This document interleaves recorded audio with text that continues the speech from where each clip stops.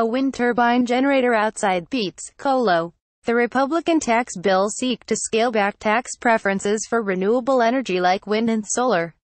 Ryan David Brown for the New York Times, Washington. The Republican tax bills moving through Congress could significantly hobble the United States renewable energy industry because of a series of provisions that scale back incentives for wind and solar power while bolstering older energy sources like oil and gas production.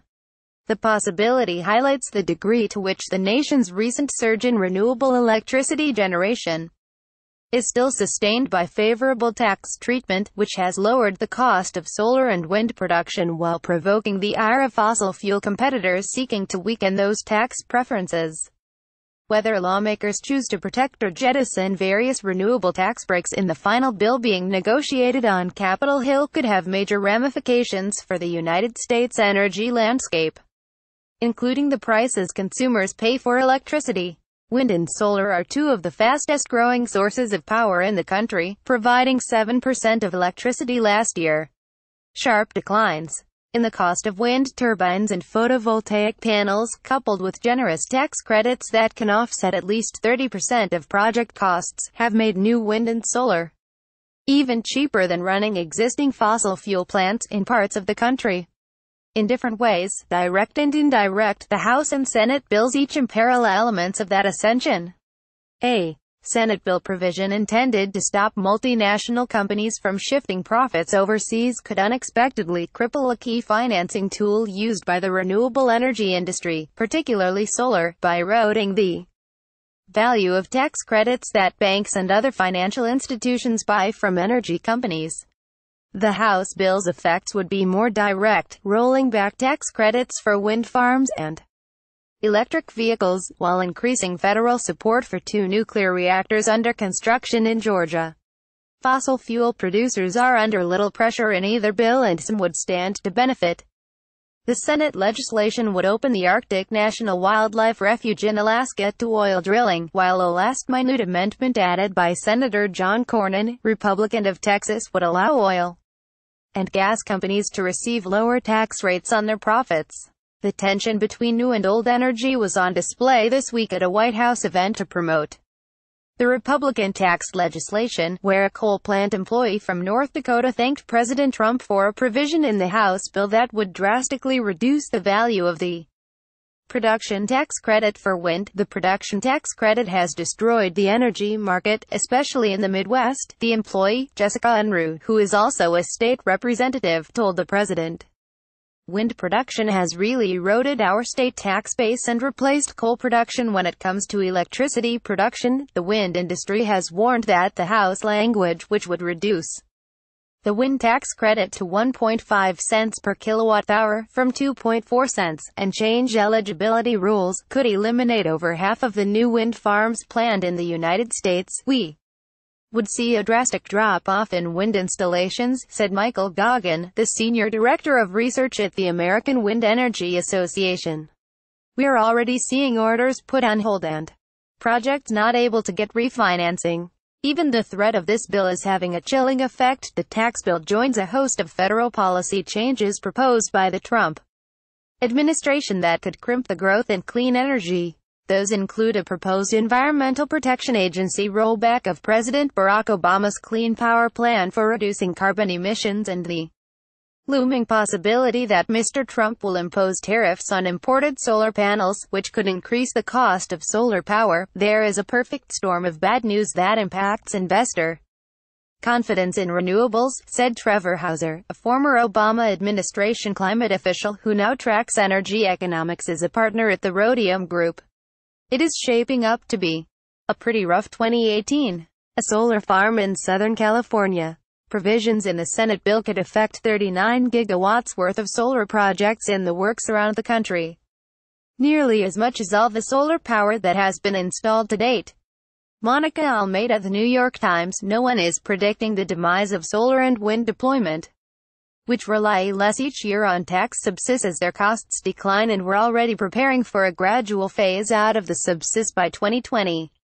But the sudden changes could slow what had been a steady pace of adoption and raise electricity prices for consumers in states like California, which have set mandatory targets for the share of renewables in their electricity mixes. In states without such targets, including Texas, more expensive new renewable plants could lose out to natural gas generation. In the long run, we think wind and solar will become cheap enough to compete without subsist, said Amy Grace, a renewables analyst at Bloomberg New Energy Finance. But in the short term, those tax credits have been important. The Trump administration has made no secret of wanting to pull the plug on tax preferences for solar and wind, contending that those industries should have to compete on their own merit. I would do away with these incentives that we give to wind and solar, Scott Pruitt, the chief of the Environmental Protection Agency, said in October. I'd let them stand on their own and compete against coal and natural gas. Congressional aides say the treatment of renewables will be an issue in the continuing negotiations between the Senate and House, known as a conference committee, over a final bill. Lawmakers have begun the process of reconciling the two bills, which have several crucial differences beyond just the energy provisions. In a potentially bad sign for the renewable industry, the list of Republican senators named to the conference committee on Wednesday did not include Senator Charles E. Grassley of Iowa, a longtime champion of the wind industry who has opposed the House's efforts to curtail wind tax credits before a phase-out scheduled for 2020. While the Senate version preserves the important tax credits for wind and solar, it includes a provision that could unexpectedly undermine their effectiveness, and has prompted major concern from the industry. Currently, the companies that build wind and solar farms often do not have large enough tax liabilities to take advantage of the renewable credits. So they will sell the credits to banks and other investors who can take advantage of them to lower their own tax burdens.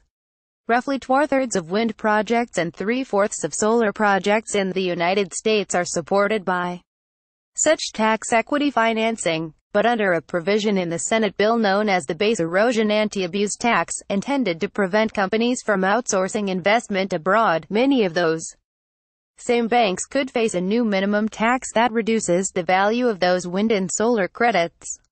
That, in turn, could dry up demand for such tax financing deals.